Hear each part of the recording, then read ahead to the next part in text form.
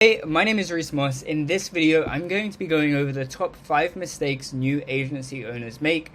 The way that I came up with this information is looking at the own mistakes that I made during my journey of building my current 6-figure e-com agency. Right now, I work with women's fashion brands. We do around £18,000 a month, which is what we're operating at right now, but it took me a while to get here.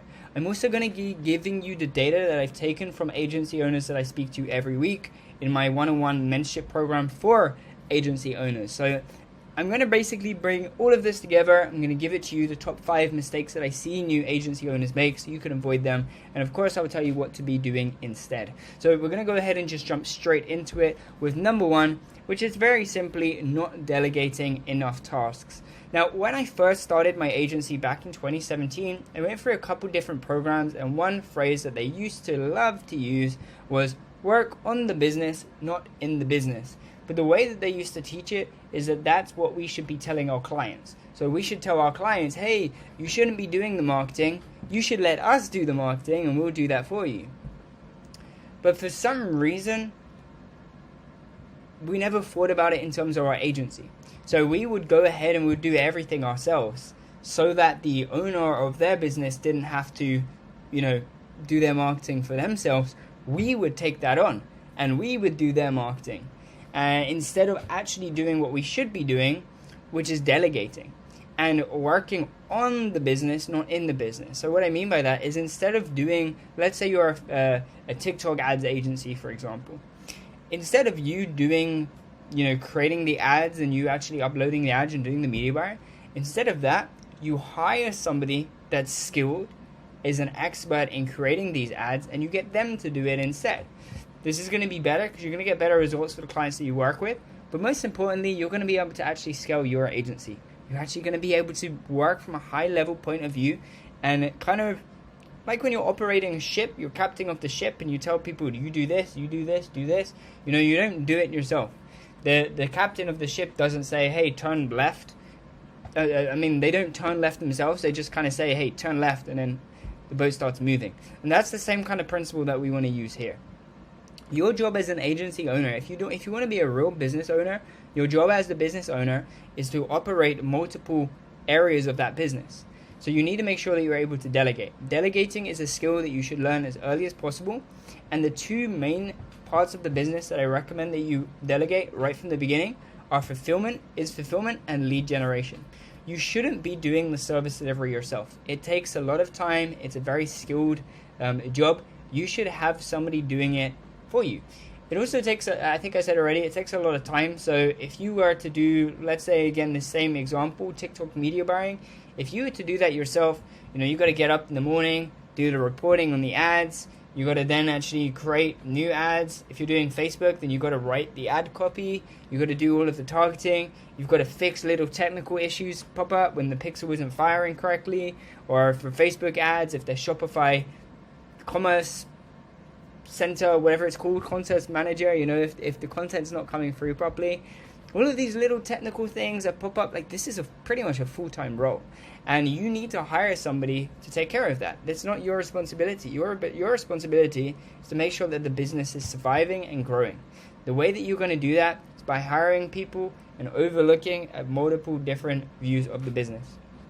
As I said, the 2 things that you should outsource are fulfillment, which is your service delivery, and your lead generation, which is how you actually get the leads in the first place.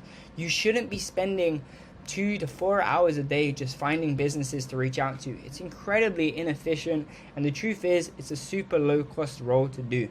You can go ahead and outsource your lead sourcing, your lead generation, whatever you want to call it, to people who you're going to pay 10 to 30 cents per lead, which, if you're doing, let's say you're sending like 1,000 contacting 1,000 businesses a month, it's going to be like $100 or so. So that's basically the way you want to do it. You want to delegate the lead generation. If you're doing cold email, you want to delegate that part. the people send you the emails, and you take over from there. So for you, you should be focusing on the lead nurture and the conversion side, which is nurturing the lead, getting them onto a call, and then nurturing that relationship, building relationship with people. And you should also be working on the conversion, actually the sales aspect of the agency. Later, you can delegate that as well, but when you're starting out, you want to make sure that you delegate the fulfillment and lead gen at the very, very minimum. In terms of lead generation and fulfillment, these are things that you want to delegate. It does say overlook here, and what I mean by that is you just want to be looking at how it's operating, managing, and taking care of your staff. If your media buyer isn't performing well and you're getting terrible results, that is your responsibility, and it is your job to go ahead and fix that, whether it means managing your team better, giving them training, or getting a new media buyer if necessary. Number 2, thinking about themselves too much. Now, when you start the business at the very beginning, most people do it for themselves. They do it because they don't want to go to university or college, or they want to travel the world, or they want to make some money from their laptop, or whatever it is. Most people, they do it for themselves at the beginning, even if that's kind of like retiring their parents or taking care of their parents. Like, they start the business for themselves. But you need to learn as early as possible to focus on the other person. Focus on actually helping prospects, serving clients, training your team. When you become a business owner, you're a leader. You're forcing yourself into a leading position where there are going to be people looking up to you. There's going to be members of your team looking up to you. There's going to be your clients looking up to you, trying to ask you for help with things, and you need to be able to provide that.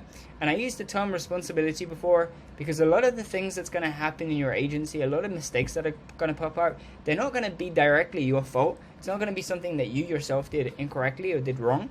But it's going to be your responsibility to fix it. And you have to realize that if you start a business, it's all about the other person. The number one reason that people succeed in business is people skills. I can't remember who said that. I think it was Warren Buffett, but it was one of those people that have a massive business and do very well.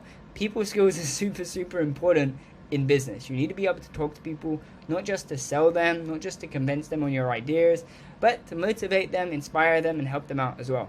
So you need to stop thinking about yourself as much as you may be doing right now. And I don't mean that you need to stop thinking like having an ego, because some ego can actually help you.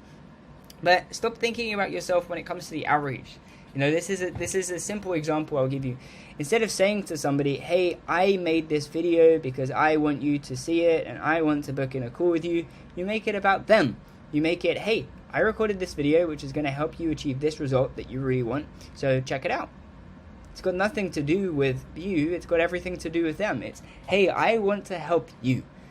I want to be able to help you achieve your number one goal, your number one desire, whatever that may be. You start thinking about them and less about you. Number 3, trying to scale too quickly. Now, your first priority when you start a new agency and you're offering a new offer should be the proof of concept of that offer.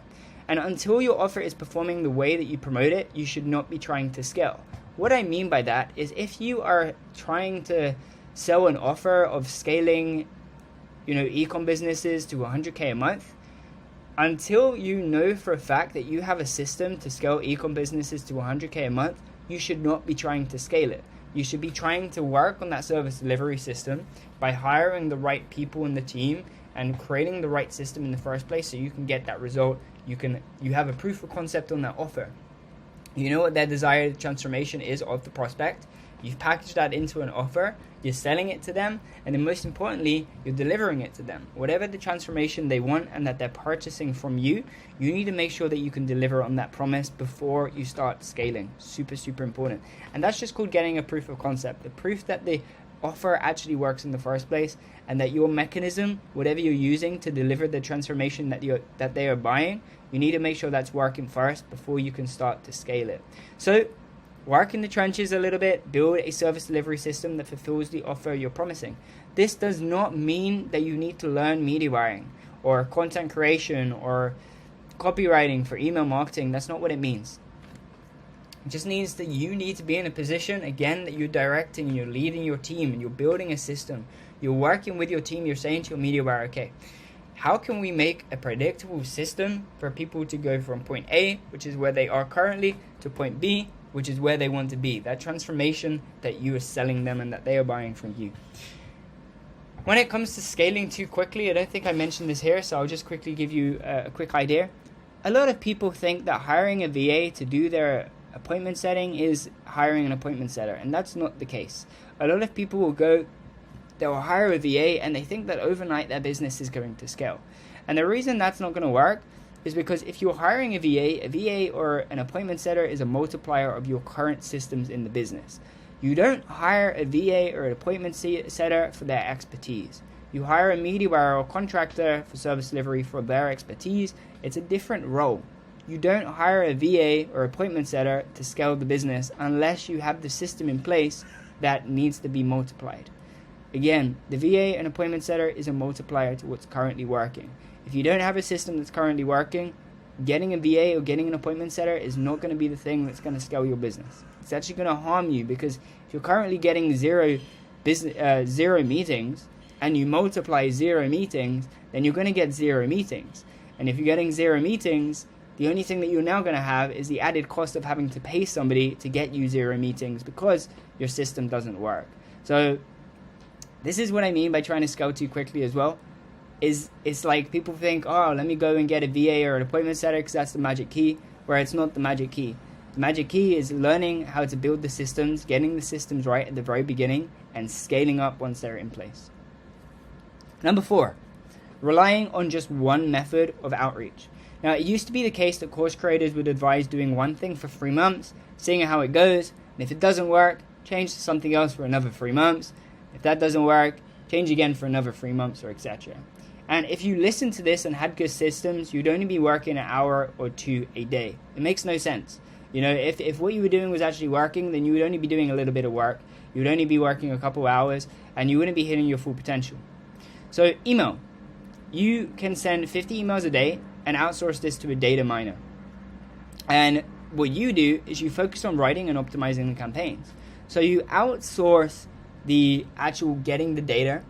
You could write the first line personalization yourself, or you could hire somebody else to do that for you. And then you just focus on writing and optimizing the campaigns. This takes me about an hour a week. You know, I'm pretty good now with my campaigns. I know what needs to be optimized. I know what needs to be changed when it needs to be changed. And we've got a pretty good campaign running right now.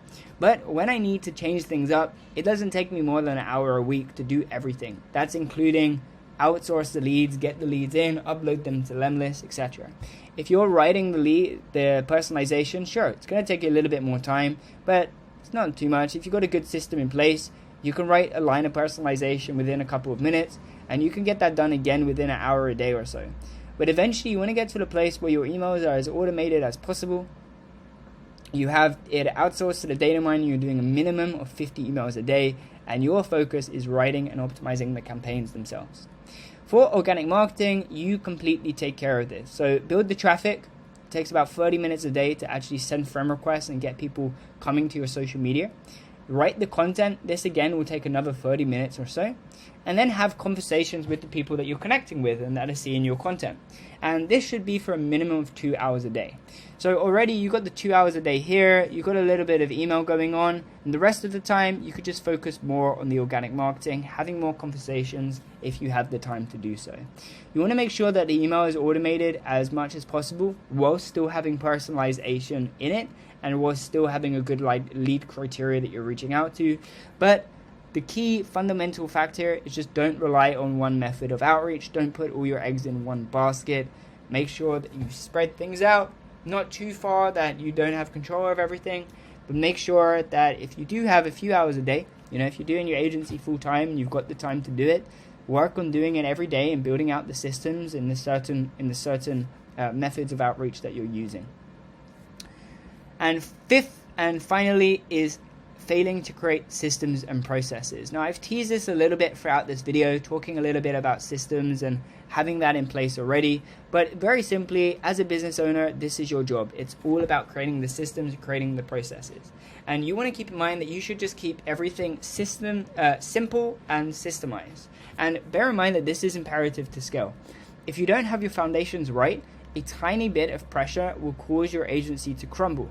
You need to make sure that the foundations are strong and can hold up the business. Because what happens is, same thing I mentioned before, if you try to start scaling up your outreach, but your service delivery sucks, then all you're going to get is new clients coming into the door, giving you money, and then a month or two later complaining to you or charging back your card or something like that because they're unhappy with the service that you've provided.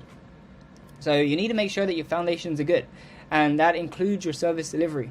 If your offer sucks and you can't, or if your offer is too good and you are like over promising and under delivering, then the business is just going to fall apart, and you don't want that. So if you don't have systems, you don't have a business. Make sure that you put the systems in place. Systems are like standard operating procedures, but even when it comes to standard operating procedures, it's a term that people love to throw around, but nobody really knows what it means. It basically means making sure that every single element of whatever this activity is planned out in detail. So let's just use the VA appointment setter example that I was giving before, because a lot of people go hire a VA and they won't have these systems in place. To have a good system in place, a good SOP in place when it comes to appointment setting, you need to have the conversations with people themselves, like your prospects themselves, to find out what their problems are. And then you need to make a list of all of the objections that you get, all of the questions that you get, every answer that you've ever given, put that into a folder, and that becomes your SOP. And then you give that SOP to the appointment setters or the VAs so they know how to handle each situation. It's kind of like creating a duplicate copy of yourself. As I said before, hiring a VA acts as a multiplier to the business. If you have the systems in place, you'll be able to scale very quickly. If you don't have the systems in place, work on getting them in place first, and once they're in place, you can work on actually scaling the agency. So I'm going to conclude the video here, but with that being said, if you are interested in actually building the systems that you need for client acquisition in your agency to scale above £15,000 to £20,000 a month, whilst automating the processes in your agency, including the fulfillment, go to the description down below. I have a 25-minute demo video explaining how my one-on-one mentorship program works. You could also go ahead below the video and book in a one-on-one call with me so we can have a look at your current situation with your agency, see what isn't quite working the way that it could be, and how we could work together to improve that, scale your agency, and automate your processes along the way. If you've got any questions about this video, leave them down below in the comment section. If you're watching on YouTube, make sure you also like and subscribe, because I make these videos twice a week on a Tuesday and a Thursday. I'm going to leave this video here. I hope you found value. Again, if you've got any questions, leave them down below. And if you have any questions that you want to ask me personally, feel free to reach out on my Facebook or Instagram. The link for that is also in the description below. Take care, have a good rest of your day, and I'll see you again in the next video.